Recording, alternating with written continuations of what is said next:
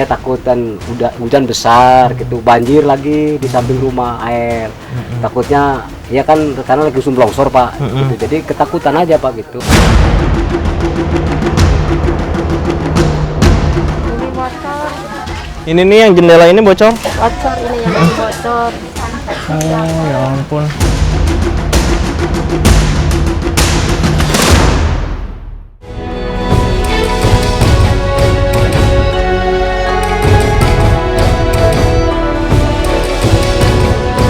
Kami harus memilih, terutama menyelamatkan jiwa, ya. Jadi untuk menyelamatkan jiwa apapun kita lakukan.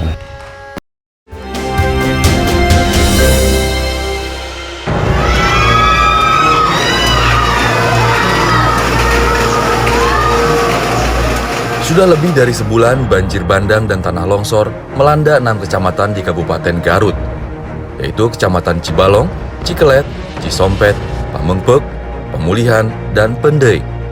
Banjir bandang disebabkan meluapnya 4 sungai di wilayah Garut Selatan karena intensitas hujan yang tinggi. Bencana alam di masa pandemi tentunya terasa lebih berat bagi 5.000 warga yang terdampak langsung. Sekitar 1.000 orang bahkan harus meninggalkan rumahnya, hidup di pengungsian. Protokol kesehatan untuk mencegah penyebaran COVID-19 menjadi sulit dilakukan.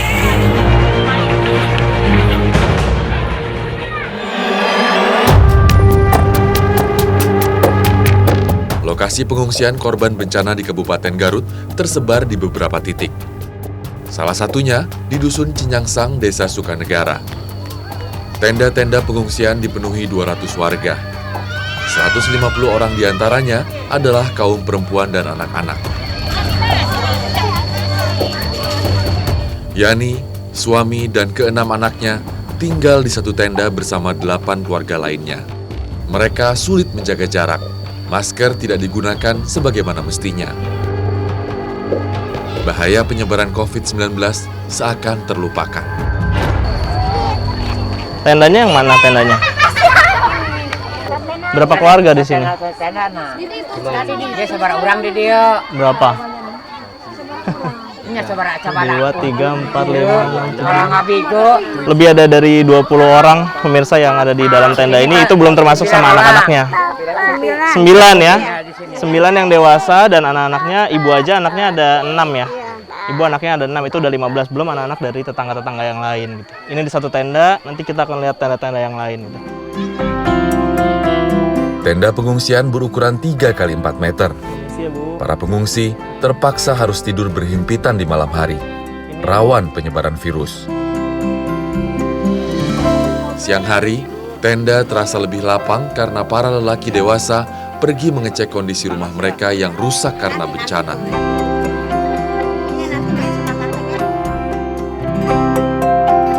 Sebenarnya di pengungsian, para relawan tetap mensosialisasikan pentingnya protokol kesehatan dan penggunaan masker demi mencegah penyebaran COVID-19.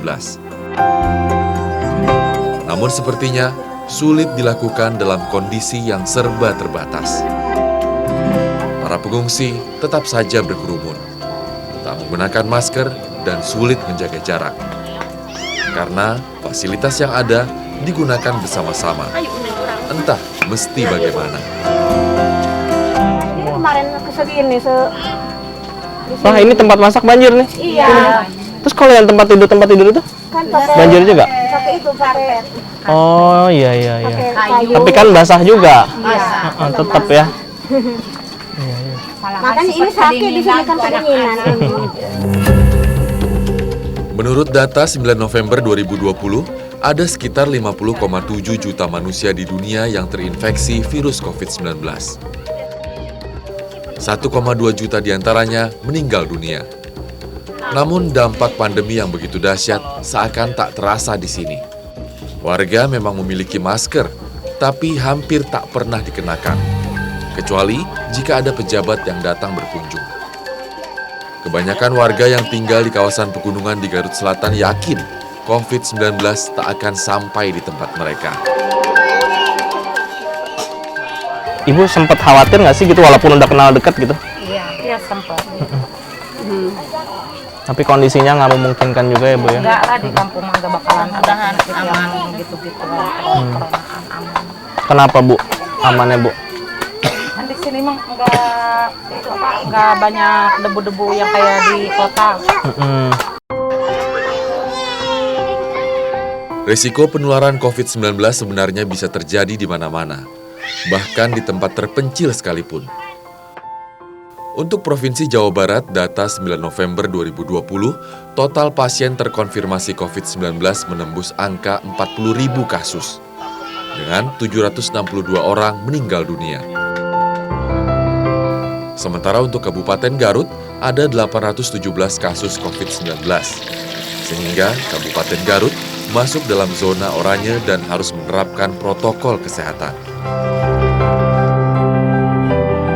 Meski daerah pengungsian di Desa Sukanegara dan Kecamatan Cisompet masuk zona hijau, bukan berarti aman sepenuhnya dari penularan virus COVID-19. Sayangnya, kesadaran untuk menerapkan protokol kesehatan sangat rendah. Warga seakan tak peduli, apalagi setelah bencana meluluh lantakkan rumah-rumah mereka. Ini mau dibawa kita. Iya. Bu, ini kan tadi kan Ibu makan rame-rame. Iya. Terus Ibu ganti-gantian gitu. Ibu nggak takut? Gimana ya? Udah biasa mungkin. Harus gimana lagi? Iya, tapi Ibu tadi ganti-gantiannya sama anak aja apa sama tetangga juga? Enggak, sama anak. Sama anak doang. Iya.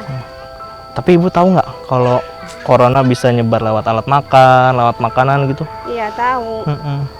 Terus apa biasanya yang diobrolin sama ibu-ibu lain gitu? Supaya mencegah gitu? Iya, mencegah harus jaga jarak jauh. Apalagi Bu? Harus, cuci tangan. Katanya. Tapi karena makanannya alatnya terbatas ya Bu ya? Iya. Sembako, tenda, dan terpal dirasa lebih penting bagi para pengungsi. Urusan yang berkaitan dengan COVID-19 sama sekali tak masuk hitungan mereka. Padahal, Satgas Penanganan COVID-19 telah mengingatkan pemerintah daerah untuk mengantisipasi dampak bencana alam berkaitan dengan sulitnya menjalankan protokol kesehatan di pengungsian. Nah, yang agak sulit memang jaga jarak. Tapi jaga jarak di hari pertama kedua memang sulit ya, tapi hari berikutnya sudah mulai bisa kita kondisikan, walaupun masih ada ya 1-2 yang memang karena belum merupakan sebuah budaya, belum merupakan sebuah kebiasaan. Tapi mudah-mudahan dengan adanya bencana di daerah selatan ini ya, masyarakat daerah selatan ini bisa patuh dengan protokol kesehatan.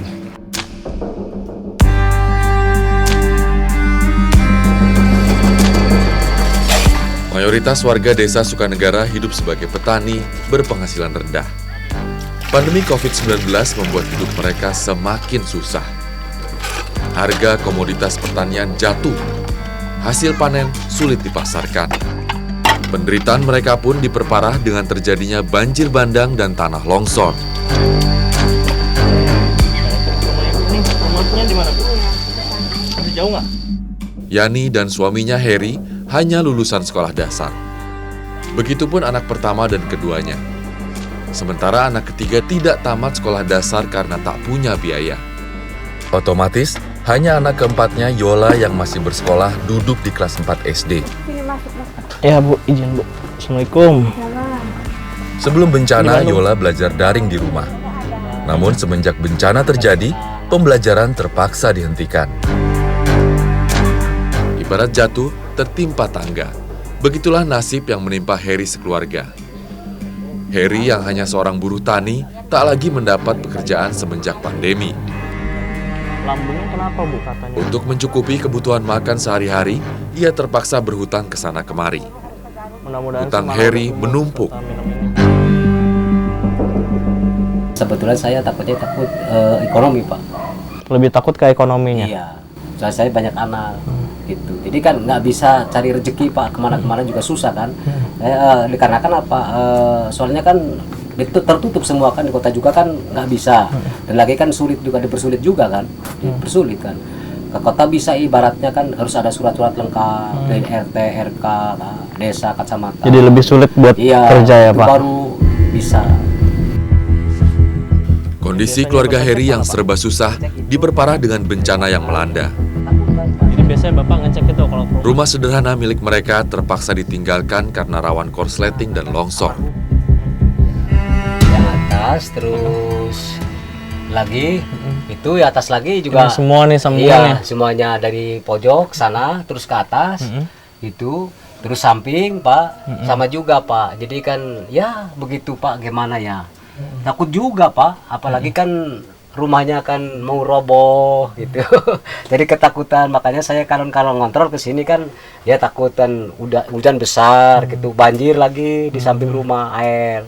Takutnya ya kan karena lagi musim longsor Pak gitu. Jadi ketakutan aja Pak gitu. Makanya saya ke sana ke sini mudar-madir aja, ke depan, ke belakang, ke depan, ke belakang nyurupai tempat Pak. Kalau seandainya kita longsor kan mau diam di mana kan?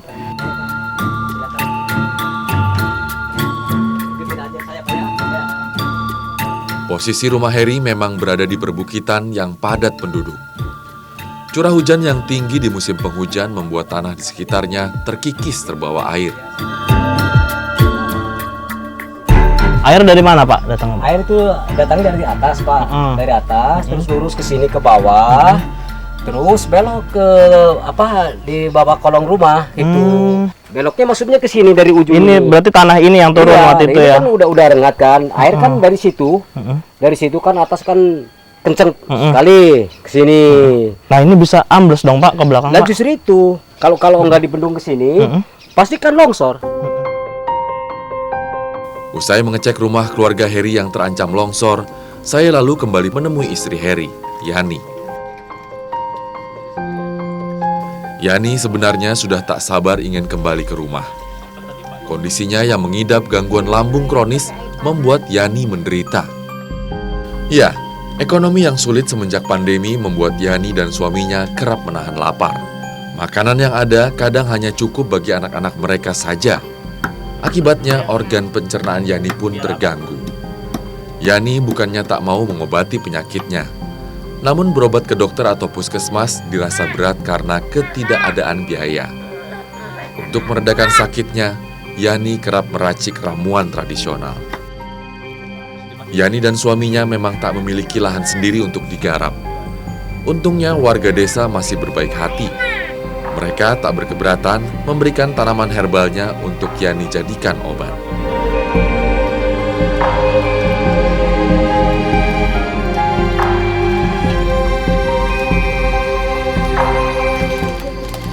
Setengah aja ini. Setengah ya? Iya, udah sendiri. Oh, ini juga? Iya, Airnya seberapa jahe? iya. Udah. Nah, oke. Ibu minum dua-duanya langsung apa dijarakin biasanya? Jarakin aja. Oh, oke.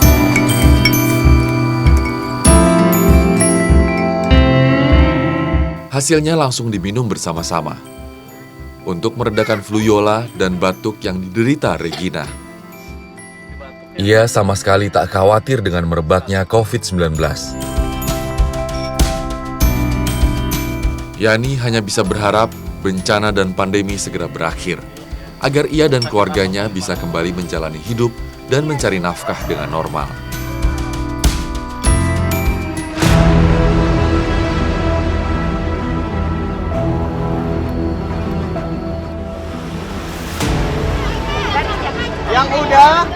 Yang udah jangan. 4 ya. Kalau cari berapa orang?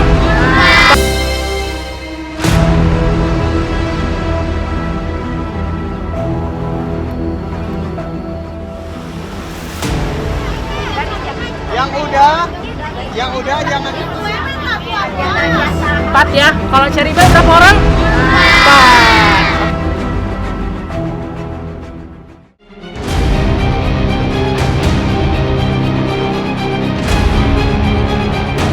Berlokasi tak jauh dari dusun Cinyangsang, sekitar 5 km saja, adalah titik longsor yang terbesar.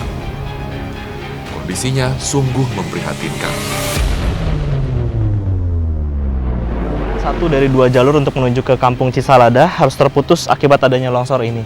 Anda bisa lihat di sana ada sawah dan juga permukiman dan ada sekitar 30 rumah di atas Nanti saya akan mencoba ke sana, tapi saya mau cari jalur alternatif lainnya selain jalur yang ini.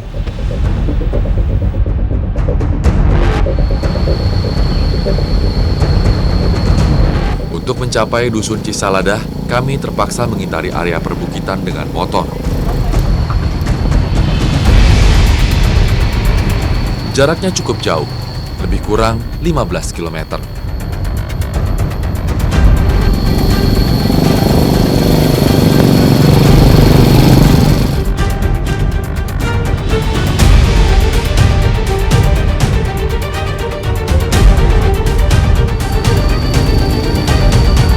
Jalannya berliku dan terjal, ditambah guyuran hujan hampir setiap hari.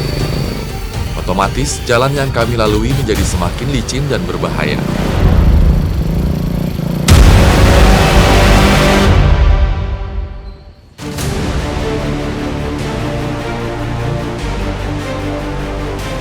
Akses jalan yang rusak karena longsor membuat bantuan sulit masuk. Hanya motor yang bisa diandalkan. Itu pun tidak bisa dipacu dengan kencang. Maksimal 20 km per jam saja untuk keamanan.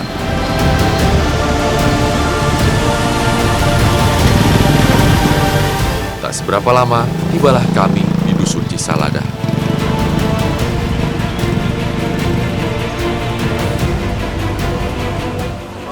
Ya, kayaknya di jalan tadi ya? Iya. Coba kita cek aja dulu. Tadi di jalan memang kita merasakan getaran pemirsa, dan ketika kita cek di BMKG tadi, tukang benar? Iya benar. 5,9. Ya. Tapi di Pangandaran, tapi Ya. kerasa sampai di Garut pemirsa. Jadi yang tadi kita khawatirkan adalah apakah di titik-titik longsor ini dan juga di pemukiman yang harus direlokasi, apakah longsornya terjadi tambahan titik gitu ya, dan apakah longsornya yang sudah terjadi itu semakin luas gitu. Makanya kita ke pengungsian sini untuk tahu kondisinya masyarakat di dalam pengungsian.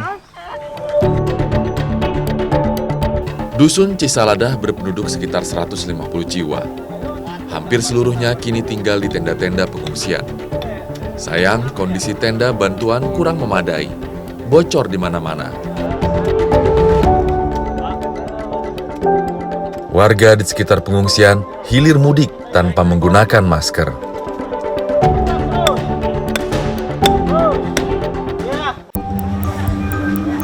Kaum perempuan dan anak-anak mayoritas berada di dalam tenda. Gempa bumi yang terjadi sepertinya membangkitkan trauma bagi mereka. Pengungsi yang bernama Khadijah, rumahnya hanya beberapa meter saja dari titik longsor.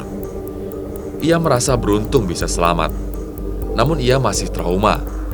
Rasa takut belum juga hilang dari ingatannya. Rumah Mak di mana sih posisinya, Mak? Di bawah. Dekat longsoran? Iya. Mak udah pernah balik ke rumah? Udah. Udah. Pernah ya? Bencana banjir bandang dan longsor bukan pertama kalinya terjadi di Cisaladah. Namun tetap saja warga memilih tinggal. Mereka tak punya pilihan lain.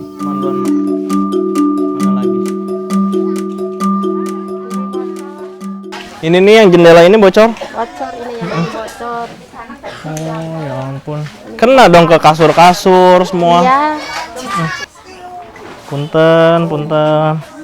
Mana tempat tidurnya ibu, posisinya yang mana? Ini. Ini keluarga ibu nih. Iya. Terus kasurnya yang mana? Ini tempat tidurnya. Ini ya. Kalau ini siapa? Mama. Ini mama ya. Iya. Salam Bu. Ini tidurnya berarti di sini berapa orang? 5. 6. Khadijah di pengungsian bersama suami, anak, dan orang tuanya. Mereka terpaksa harus berbagi tempat dengan yang lain karena terbatasnya tenda yang ada. Protokol kesehatan untuk mencegah penyebaran COVID-19 tak mereka jalankan. Ini dilemanya pemirsa, di tengah bencana COVID, ada bencana alam, mau nggak mau mereka harus tidur di pengungsian, tidur berdempet-dempetan, dan nggak mungkin ada yang namanya protokol COVID karena memang di sini kondisinya nggak memungkinkan ya Bu ya. Iya. Jadi menjaga jarak, menggunakan masker, kemudian mencuci tangan, itu sulit sekali diterapkan di sini karena memang kondisinya tidak mendukung gitu. Masyarakat Dusun Cisaladah sebenarnya paham dengan bahaya virus COVID-19. Namun dalam kesehariannya mereka seringkali abai dan menganggapnya biasa saja. Tapi kalau emak takut COVID, gimana cara ngejaganya? Sedangkan kondisinya juga nggak mungkin gitu. Nggak tahu, jarak jauh katanya. Tapi tidurnya kan berdempet-dempet. Bisa memungkinkan ininya nggak bisa jauh. Terus gimana caranya emak melindungi diri itu gimana biar sehat terus? Nggak tahu.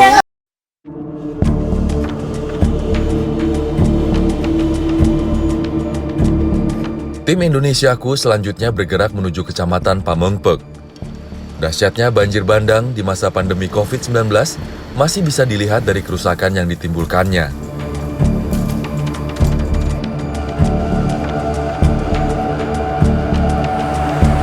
Jembatan untuk menuju ke Sawabera kemarin hanyut karena banjir bandang, pemirsa, sehingga kami harus turun.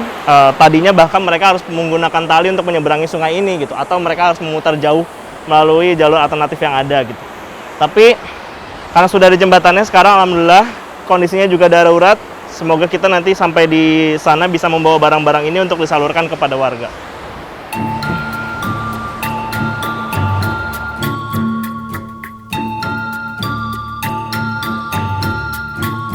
Kecamatan Pamengpeuk memang sudah lama menjadi daerah langganan banjir.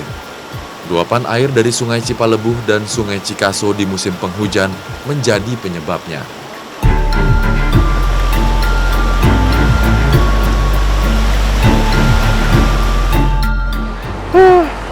Nyampe juga pemirsa, ini kebayang waktu 2 minggu pertama warga masih pakai tali sama mereka harus nyebrang ke sungainya.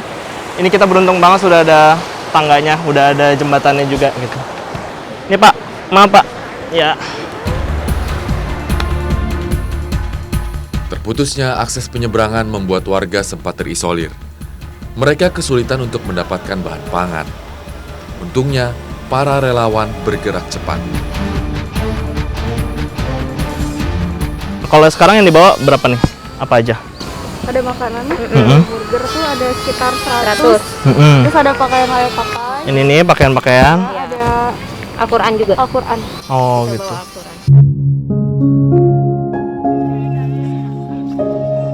Dusun Sawabera, Desa Paas yang menjadi pemukiman warga, jaraknya hanya sekitar 25 meter saja dari tepi sungai. Alhasil, Dusun Sawabera menjadi lokasi yang paling parah terkena banjir di Kecamatan Pamengpeuk.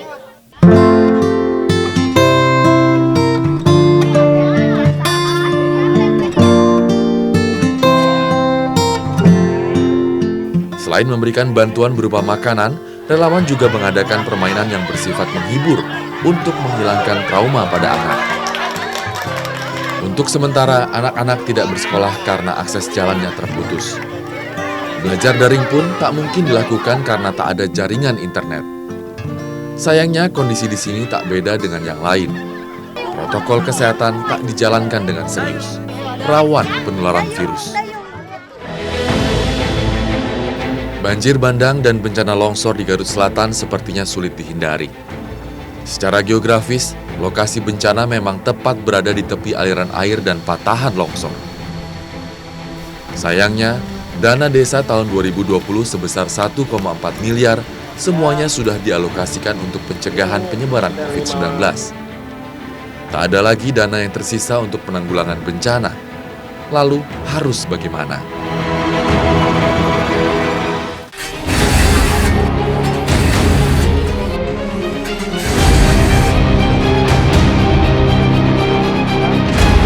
Berapa Kang kira-kira dapatnya kalau itu? Paling cuma 50.000 per hari. Dek, kalau ada gitu ya, kalau nggak ada.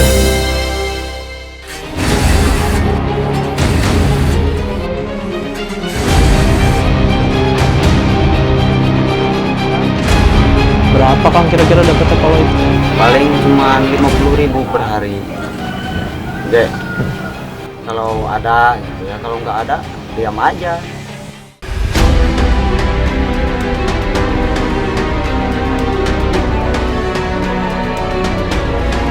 Ada 38 rumah di Dusun Cisaladah.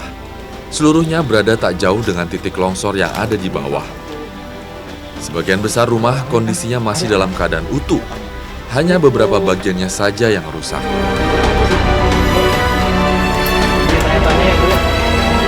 Kawasan pemukiman Cisaladah yang rawan longsor sebetulnya sudah tidak layak lagi ditempati karena membahayakan penghuninya. Sudah sewajarnya pihak berwenang mulai serius memikirkan untuk merelokasi mereka ke tempat yang lebih aman.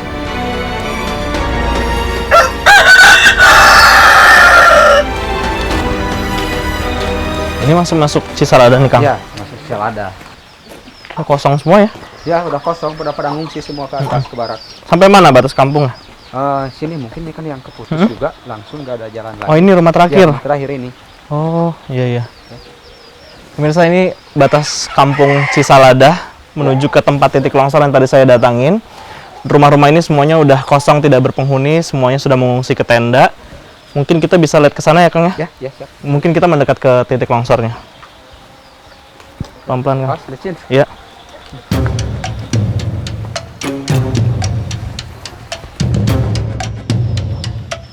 Ternyata tak hanya rumah warga yang rusak karena longsor.